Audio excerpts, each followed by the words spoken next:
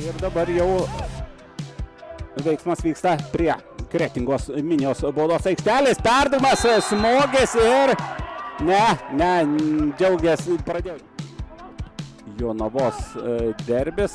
Čia pavojinga situacija, geras pasiveržimas, perdavimas, antras perdavimas. Minijos ataka tęsi ir šūvis.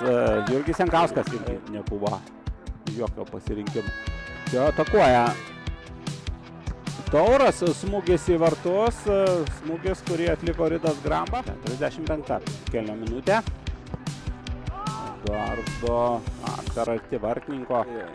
Buvo 0-0, bet antram kėliny ten užteko kelių minučių, kad Tauras. O kokia situacija! Ir pirmo kėlinio pabaiga, kamuolys atsiduria vartuose. Darlingtonas šoka įvarčio šokį.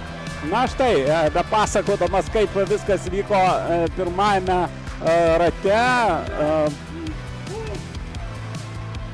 Čia žiūrim, nepataikė kamuolį ir gavosi perdavimas. Įmuštas įvartis labai svarbus, o čia vos antrą kartą kamuolys neatsiduria vartuose. Manau, kad matysime ir keitimų antrajame kėlinyje. Dabar atakuoja Dyba, perdavimas Darlingtonui. 3 žaidėjai baudos aikštelėje, ten Dyba dar ir rankų raštu. Vysto ataką Kretingos futbolininkai.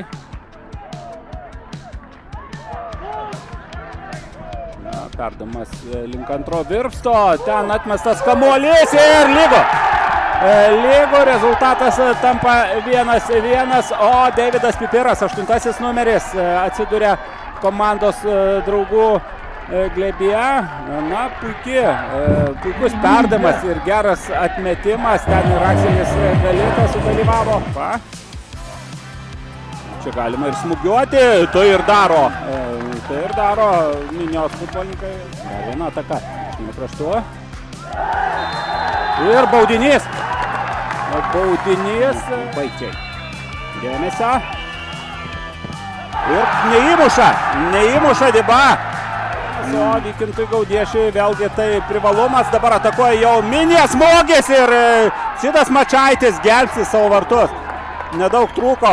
Egidijus Zusevičius prie kamuolio, greičiausia, ir matome tolimas perdavimas link baudos aikštelės. Ten dvikova, po kurios kamuolys stebuklų neatsiduria.